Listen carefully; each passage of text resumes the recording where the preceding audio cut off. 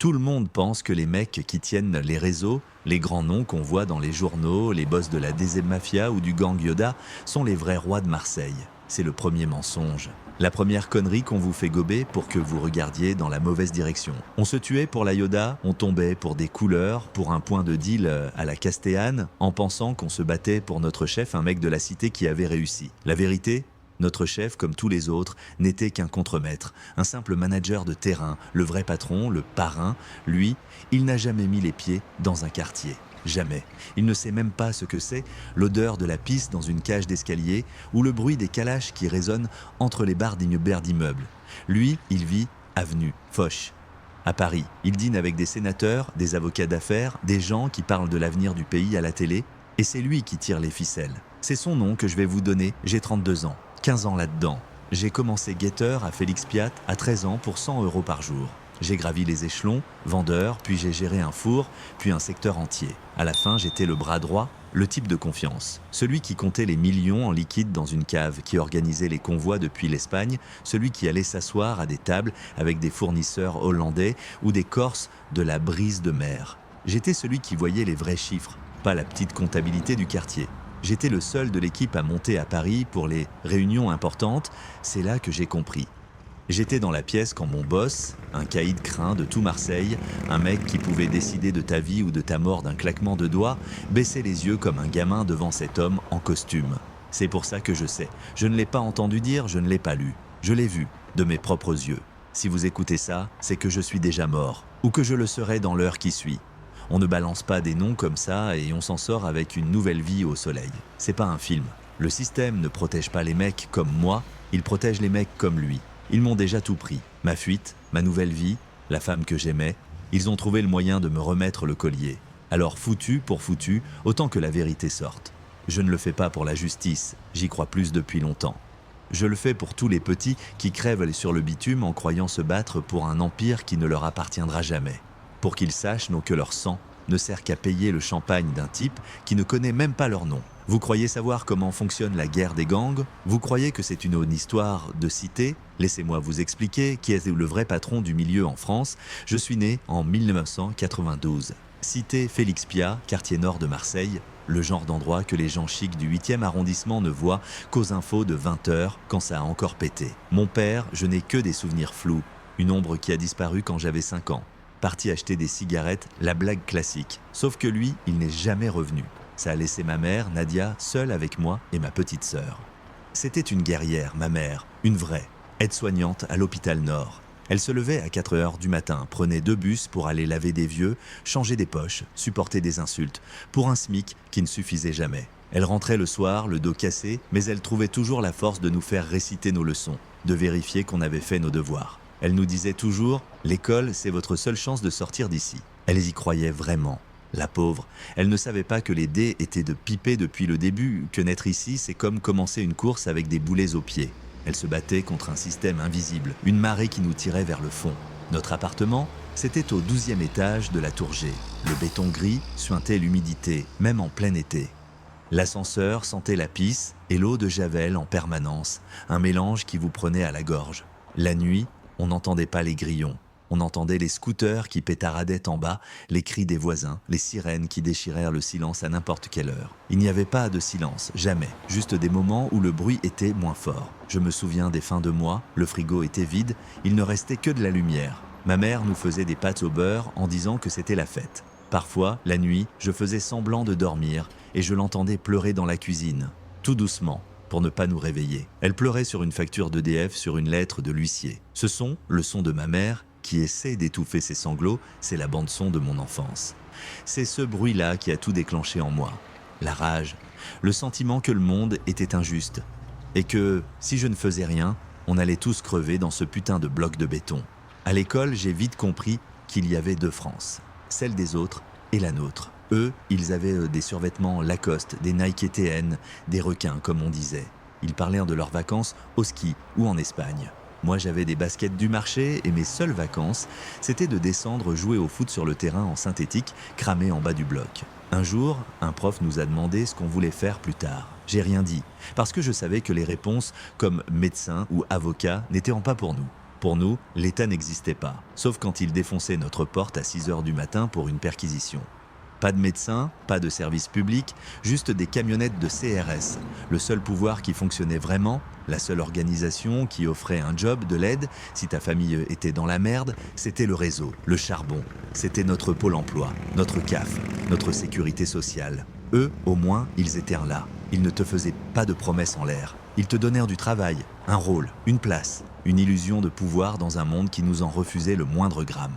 Le point de rupture, ça m'a été ma mère. Nadia, ma guerrière. Elle a commencé à être fatiguée de plus en plus. Au début, on pensait que c'était juste le boulot, mais elle a commencé à maigrir, à avoir mal partout. Le diagnostic est tombé comme un couperet, une insuffisance rénale sévère. Le médecin de l'hôpital public a été clair, il fallait des soins spécialisés, une dialyse en urgence et vite une place sur la liste pour une greffe. Mais la liste d'attente était longue de plusieurs mois, des mois qu'elle n'avait pas. Il a glissé qu'une clinique privée à Andoum pouvait la prendre tout de suite. Le devis, 15 000 €, juste pour commencer. C'était une somme de science-fiction pour nous. C'était notre condamnation à mort. J'ai vu ma mère, la femme la plus forte que je connaisse, se résigner. J'ai vu la peur dans ses yeux. Et c'est là que Karim, un des lieutenants du réseau du quartier, est venu me voir. Il m'a juste dit « J'ai entendu pour ta mère. Tiens ». Il m'a tendu une enveloppe épaisse. Dedans, il y avait 20 liasses de billets de 100, 21 000 €. Il n'a rien demandé. Il a juste hoché la tête et il est parti. J'ai pris l'enveloppe, je n'ai même pas hésité une seconde. C'était ça ou la regarder mourir. L'argent n'avait pas d'odeur, mais il avait un poids. Le poids de ma liberté. Je savais au fond de moi que cet argent n'était pas un cadeau. C'était une dette, une chaîne invisible qu'on venait de me passer autour du cou. Le premier maillon de mon collier. Ma mère a pu commencer son traitement le lendemain. Elle a repris des couleurs, un peu d'espoir. 2 semaines plus tard, Karim est revenu. Il ne m'a pas demandé si j'étais d'accord. Il m'a dit « Demain tu commences, guetteur au bloc C, de midi à 20h, 150 € par jour, soit à l'heure. » Ce n'était pas une offre d'emploi, c'était une convocation. Je n'ai pas eu le choix. Ou plutôt, le choix avait été fait le jour où j'ai accepté cet argent. On croit toujours qu'on choisit de rentrer là-dedans pour l'argent facile, pour le pouvoir. C'est des conneries. Personne ne choisit. On y est poussé. Pour moi, ce n'était pas un choix. C'était une sentence. J'ai vendu mon âme ce jour-là pour sauver la seule personne que j'aimais. Et je le referai. Le premier poste, c'était chouf, guetteur. T'es le premier maillon de la chaîne, le plus exposé, le plus remplaçable. Karim m'a posé sur une chaise de camping pliante à l'entrée du bloc C. Il m'a juste dit « Tes yeux sont nos caméras, ta voix est notre alarme ». La mission était simple, apprendre à reconnaître toutes les voitures de flics. Pas seulement les sérigraphier, ça c'est pour les amateurs. Il fallait connaître les banalisés, la Mégane grise de la BAC, la 308 noire des stupes, les fourgons du GIPN ou du RAID qui n'arrivent jamais par hasard. Mon cri, c'était « Hara », un mot passe-partout qui voulait dire « danger ». Je passais mes journées là, sur cette chaise, le cœur battant à chaque voiture suspecte, avec un vieux talkie-walkie qui grésillait. La première paie, à la fin de la semaine, c'était 1050 € en liquide. Des billets de 50. Je n'avais jamais tenu autant d'argent de ma vie. Plus que le salaire de ma mère pour un mois de travail à se tuer la santé. J'ai ressenti un mélange de fierté et de dégoût. La fierté de pouvoir lui donner cet argent. Le dégoût de savoir d'où il venait. La peur ne me quittait pas, mais la nécessité était plus forte. C'était le prix de la survie. De guetteur, je suis vite passé charbonneur. Le vendeur. Tu n'es plus juste les yeux, tu es les mains. Tu ne cries plus, tu sers. C'est là que les choses deviennent assez sérieuses. On m'a donné un sac en bandoulière, une balance et mon premier outil de travail qui n'était pas un talkie-walkie, un Glock 17. Je me souviens encore du poids, froid, dense. Ce n'était pas comme dans les films. C'était lourd, ça sentait l'huile et le métal. Tenir cette arme, c'était tenir une responsabilité écrasante. C'était la frontière entre la petite délinquance et le grand banditisme. La première fois que j'ai vu la violence de près, c'était pour une carotte. Un type qui avait essayé de nous voler quelques grammes. Les grands l'ont attrapé. Je n'ai pas participé, mais j'ai regardé. Je les ai vus le tabasser, le bruit sourd des coups, le sang qui giclait sur le béton. Ce jour-là, quelque chose en moi s'est éteint. Une sorte d'innocence, la dernière petite flamme qui restait. Je suis devenu un soldat. Ma paie a doublé. Je gagnais presque 2000 € par semaine. L'argent commençait à anesthésier la conscience. On s'habitue à tout, même au pire. À 20 ans, j'étais devenu un mec de confiance. J'avais arrêté de vendre au détail. J'étais passé gérant d'Iarretsan, gérant de point de vente. C'est moi qui tenais la comptabilité du Fakir-Sement du four, qui réceptionnait la marchandise, qui payait les guetteurs et les vendeurs. J'avais une dizaine de mecs sous mes ordres, des plus jeunes que moi pour la plupart. Des gamins qui me regardaient comme moi je regardais Karim quelques années plus tôt. C'était moi, maintenant, le grand frère qui offrait une porte de sortie illusoire. Je gérais des flux d'argent qui donnaient le vertige. Un bon jour, on pouvait faire sortir 20, 30 000 euros du quartier, en une seule journée. C'était mon boulot de m'assurer que tout ce cash remonte sans problème jusqu'à nos boss, Brahim et le Chinois. Eux, on ne les voyait que rarement. Ils descendaient de leurs belles voitures aux vitres teintées, prenaient le sac, donnaient quelques ordres et repartaient. À ce moment-là, je me sentais puissant. Je faisais partie du cercle. Je pensais vraiment avoir atteint le sommet de la pyramide. Quelle connerie! J'étais juste le chef de rayon d'un supermarché de la drogue, rien de plus. Pour moi et pour tous les mecs de la cité, le vrai patron, le roi, c'était Yanis. Un nom qui faisait trembler tout Marseille, de la Castellane aux Aïgalades. Yanis, c'était une légende, un mec du quartier qui était monté au sommet. Il était craint, respecté. Un regard de lui suffisait à calmer une embrouille. Il avait la réputation d'être impitoyable, mais juste selon nos codes. C'est lui qui tranchait les conflits, qui autorisait ou non une nouvelle implantation. C'est lui qui tenait la ville, pensions-nous. On voyait des flics de la BAC monter dans son bureau pour prendre leur enveloppe. On voyait des petits élus locaux venir lui serrer la main avant les élections, pour s'assurer du calme dans les cités ou pour motiver les électeurs. Pour nous, c'était ça, le pouvoir ultime. Contrôler la rue, avoir la police et les politiques dans sa poche. On avait l'impression de comprendre le système. La rue génère l'argent achète le pouvoir. Yanis était notre roi, notre PDG. On se serait fait tuer pour lui sans poser de questions. On croyait se battre pour notre empire, pour un des nôtres. C'était la plus grande illusion de toutes. Mais même dans cette illusion, il y avait des fissures, des détails qui clochonnaient. J'étais bon avec les chiffres et les chiffres ne mentaient pas. L'argent qu'on générait était colossal, mais les investissements qu'on voyait, les voitures, les quelques commerces de façade, ne représentaient qu'une infime partie. Où allait le reste? Quand on posait la question, on nous répondait de nous occuper de nos affaires. Et puis il y avait le comportement de Yanis. Ce caïd que tout le monde craignait, je l'ai vu plusieurs fois devenir nerveux, presque soumis. Ça arrivait toujours après un appel d'un numéro masqué. Son visage se fermait, il partait s'isoler pour parler, sa voix changeait. Il ne parlait plus comme un boss. Il écoutait, il répondait par des « oui »,« bien sûr » ou des « ce sera fait, monsieur »,« monsieur ». Yanis n'appelait personne « monsieur ». Ses appels changeaient tout. Une livraison était annulée, une trêve avec un clan rival était soudainement déclarée. Il était clair qu'il recevait des ordres. Mais de qui? Qui pouvait donner des ordres à Yanis? Cette question a commencé à me hanter. Le roi n'était peut-être qu'un vassal. Ma curiosité et surtout ma discrétion ont fini par payer. Yanis a vu que j'étais fiable, que je savais compter et, plus important encore, que je savais me taire. J'étais devenu son bras droit, celui qui gérait la vraie comptabilité, pas celle pour les lieutenants. Un jour, il m'a convoqué, il m'a dit qu'on devait monter à Paris pour une réunion très importante. La plus importante de l'année, a-t-il précisé. Il ne voulait personne d'autre avec lui. Juste moi, comme chauffeur et garde du corps, mon nouveau rôle. J'allais enfin entrer dans le cercle intérieur. Pendant le trajet en TGV, il était tendu comme jamais. Il n'a pas dit un mot.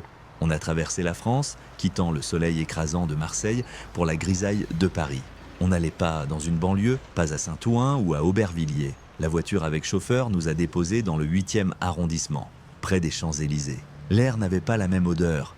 Il sentait le luxe, le pouvoir, un pouvoir différent de celui que je connaissais. Yanis m'a regardé et m'a dit « Reste derrière moi, ouvre grand tes yeux et surtout, ferme ta gueule. Tu vas rencontrer le vrai patron. » C'est là que j'ai compris que j'allais découvrir ce qui se cachait derrière le rideau. C'était en novembre 2021. Le froid parisien nous avait giflé en sortant de la gare de Lyon, un froid humide qui n'a rien à voir avec le Mistral sec de chez nous. Yanis était silencieux, les mâchoires serrées. On n'est pas allé dans un hôtel miteux de banlieue. Un chauffeur en costume nous attendait dans une Mercedes noire. Direction le 16e arrondissement, avenue Henri Martin. Un de ces immeubles haussmanniens où la porte d'entrée doit coûter plus cher que l'appartement de ma mère. On est monté au dernier étage dans un silence de cathédrale. L'appartement était immense, vide, des murs blancs, un sol en marbre noir, quelques œuvres d'art contemporains qui ressemblaient à des accidents de voiture, pas de photos, pas de vie, juste une immense baie vitrée qui donnait sur les toits de Paris et la Tour Eiffel. L'air était glacial, pas à cause de la température, mais à cause de l'absence totale de chaleur humaine. Yanis, qui d'habitude ne tenait pas en place, s'est assis sur un canapé en cuir blanc et n'a plus bougé. Il m'a juste lancé, touche à rien et reste debout près de la porte. On a attendu une heure de silence absolu. J'entendais juste le tic-tac d'une horloge que je ne voyais pas et les battements de mon propre cœur. L'atmosphère était plus tendue qu'avant une descente de la BRI. Ce n'était pas une réunion, c'était une convocation au tribunal. La porte s'est ouverte sans un bruit. Un homme est entré. Il devait avoir la soixantaine bien tassée, les cheveux gris, argentés, coupés courts, un visage lisse, presque sans rides, avec des yeux bleus perçants qui semblaient tout scanner en une seconde. Il portait un costume 3 pièces gris anthracite, coupé sur mesure, qui criait l'argent et le pouvoir discret. Une montre Patek Philippe au poignet, des chaussures de Weston parfaitement cirées. Il n'avait rien d'un gangster. Il aurait pu être un banquier, un grand avocat, un ministre. Il n'a pas dit un mot en entrant. Il a juste posé sa mallette en cuir sur une table basse en verre. Et c'est là que j'ai vu l'impensable. Yanis, mon boss, le caïd de Marseille, l'homme qui faisait trembler des quartiers entiers d'un froncement de sourcils, s'est levé d'un bond.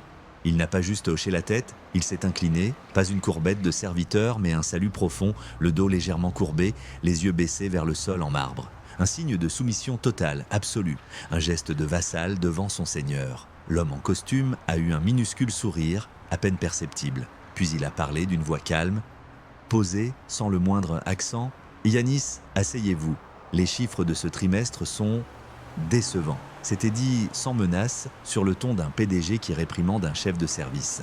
Et dans ce simple moment, j'ai compris que toute ma vision du monde était fausse. Cet homme, le parrain, comme je l'ai compris plus tard, s'appelle Monsieur Duval. C'est son nom de façade, bien sûr. Officiellement, il est à la tête d'un cabinet de conseil en investissements internationaux avec des bureaux à la Défense et à Genève. Il n'a pas de casier judiciaire. Il ne touche jamais à la drogue, jamais à une arme. Il ne fait que manipuler des chiffres. Il est le cerveau financier qui blanchit l'argent sale de dizaines de réseaux comme le nôtre. À Marseille, Lyon, Grenoble et même en banlieue parisienne. On parle de sommes astronomiques. Pour notre seule organisation, il faisait transiter entre 20 et 30 millions d'euros par mois. 30 millions. Cet argent, il le réinjectait dans l'économie légale avec une efficacité redoutable. Des programmes immobiliers de luxe sur la Côte d'Azur, des chaînes de restaurants chics à Paris, des galeries d'art, des casinos, des sociétés d'import-export avec l'Afrique. Il est intouchable. Pourquoi ? Parce que ses clients et ses partenaires ne sont pas que des gangsters. Dans son carnet d'adresses, il y a des sénateurs, des députés, d'anciens ministres de Sarkozy ou Hollande, des hauts magistrats avec qui il a fait ses études. Il finance des campagnes électorales, il rend des services. Le système ne le combat pas, il le protège. Il est le système. Avant ce jour, je croyais que le pouvoir, c'était de tenir un quartier, d'avoir des soldats prêts à mourir pour toi et de faire peur aux flics. J'ai compris que ce n'était que le rez-de-chaussée de l'immeuble. Yanis, les frères Zornek, les caïds corses, les chefs de la DZ Mafia ou du gang Yoda, ils ne sont que des directeurs régionaux, de la chair à canon glorifiée. La guerre des gangs qui fait la une des journaux, les fusillades à la calache, à la paternelle, les opérations de police spectaculaires menées par Gérald Darmanin pour les caméras de BFM TV, tout ça, c'est du théâtre. Une mise en scène pour occuper le peuple et les flics de base. Pendant que les petits se tuent entre eux pour un point de deal et que les politiques font de beaux discours sur la reconquête républicaine. Le vrai business continue, intact. Les vraies décisions ne se prennent pas dans une cave de la Castellane, là, mais dans les salons privés du 8e arrondissement, dans des clubs sélects comme le Travelers Club ou sur des yachts à Monaco. Les lois, les nominations de juges, les contrats publics, tout est lié. La rue fournit la matière première, le cash, et des hommes comme Duval le transforment en pouvoir politique et économique légitime. À partir de l'instant où j'ai vu Yanis s'incliner, je suis devenu un homme mort qui marchait. Mon regard a dû me trahir. Yanis l'a vu. Il a vu que j'avais compris. Je n'étais plus son bras droit, fidèle, j'étais devenu un témoin gênant. Un type qui avait vu le magicien derrière le rideau. Connaître le visage et le nom de Duval, c'est comme détenir une bombe nucléaire. C'est une connaissance qui vous condamne. On ne peut pas la dévoir, une telle chose. Tous les risques que j'avais pris, toutes les années passées à monter les échelons, tout ça me paraissait soudain ridicule. Je n'étais qu'un pion dans un jeu dont j'ignorais totalement les règles et l'ampleur. J'avais cru me battre pour un trône, mais je n'étais que le gardien d'une des portes du château. Et le roi, le vrai roi, ne criait jamais. Il ne se salissait jamais les mains. Il n'avait pas besoin de hurler des ordres ou de brandir une arme pour être obéi. Il murmurait.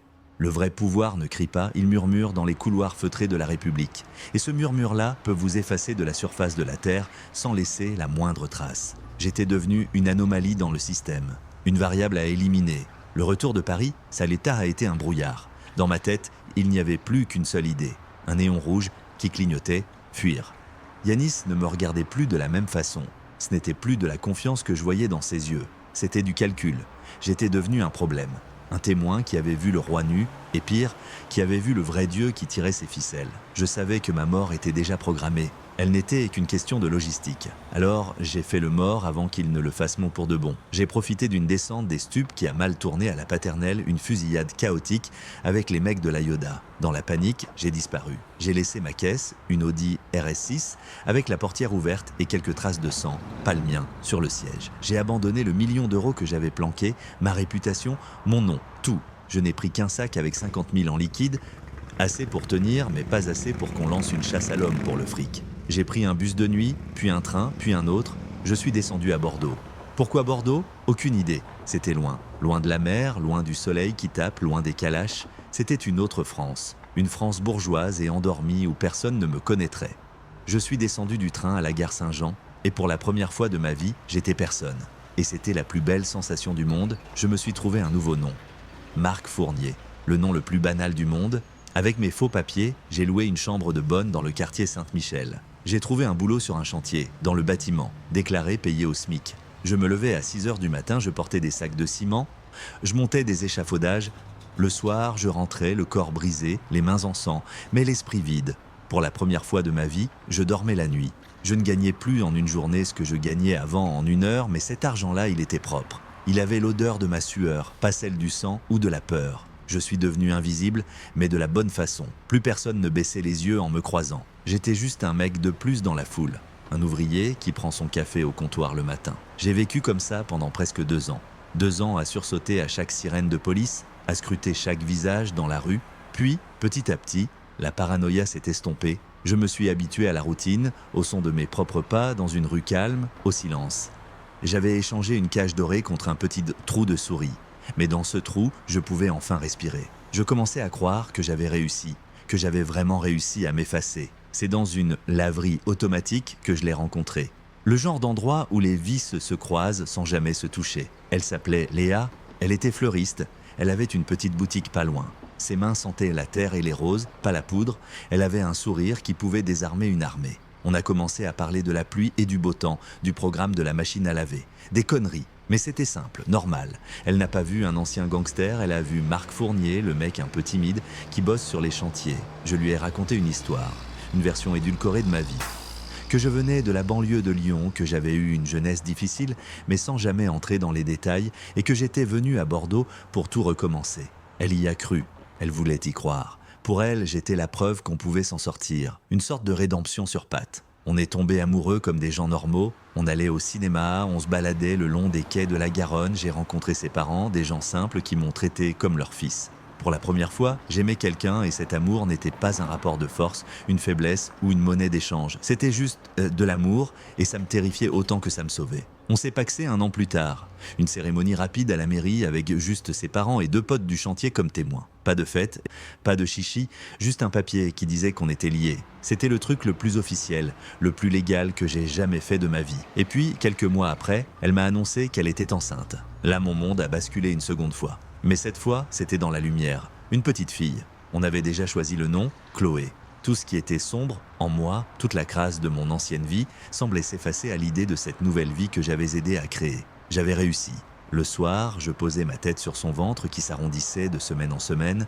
Je la sentais bouger, un petit coup de pied, un hoquet. C'était la chose la plus réelle, la plus pure que j'ai jamais ressentie. Je me souviens d'une nuit, vers le 7e mois, où je l'ai sentie donner un grand coup.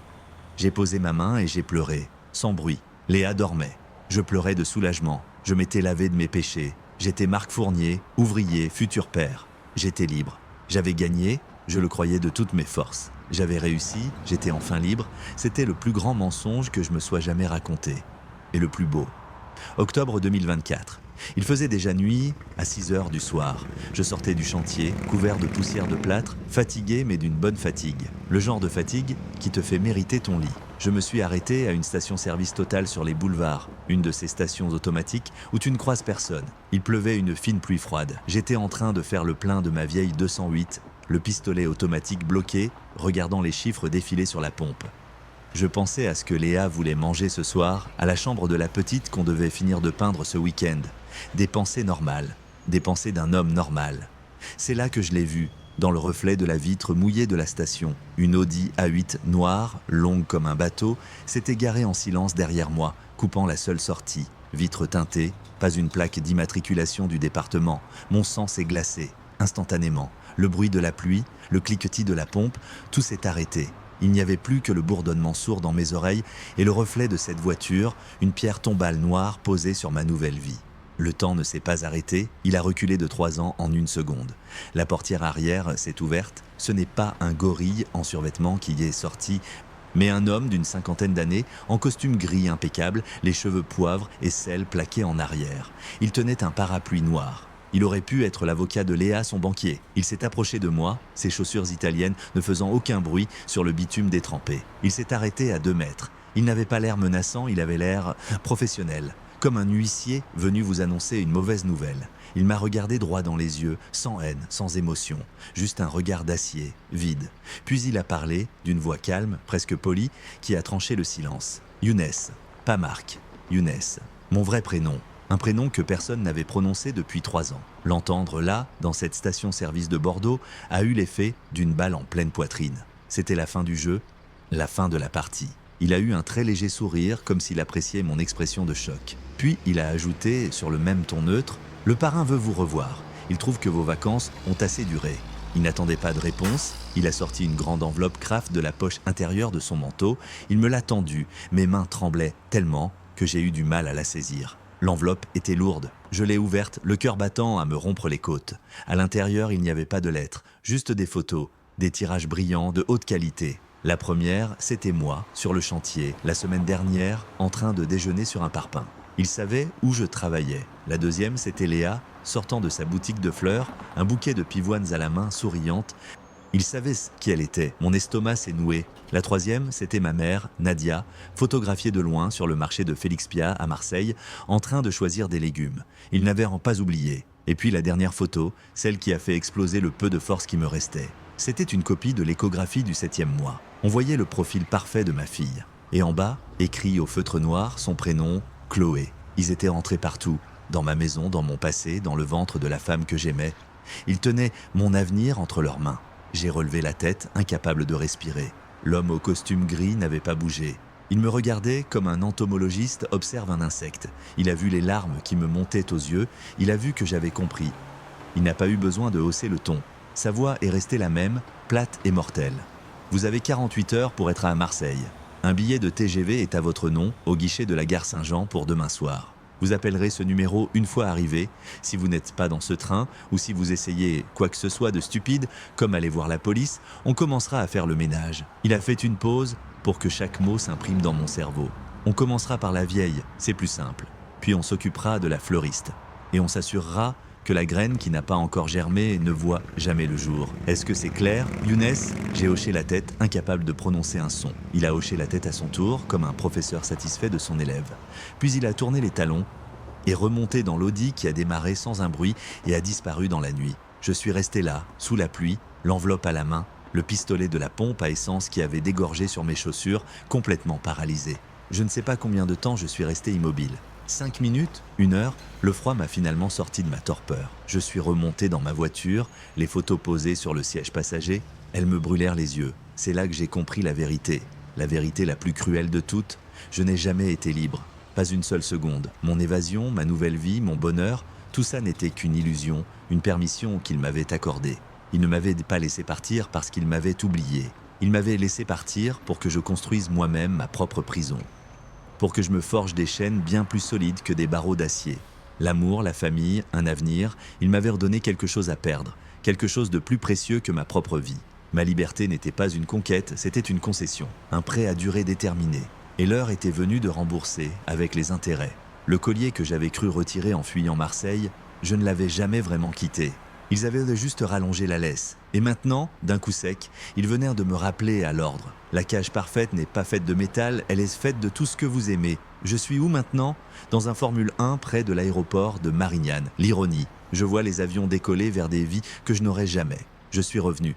J'ai pris le train comme un bon toutou et j'ai appelé le numéro. Yanis m'a récupéré. Il ne m'a rien dit, juste un regard qui signifiait « Tu as compris ». Ma nouvelle mission? Gérer les comptes, ici à Marseille, sous surveillance constante. Je suis un prisonnier sans barreaux. Léa et ma fille, Chloé, sont toujours à Bordeaux. Elles sont en sécurité pour l'instant. C'est ça, mon vrai collier.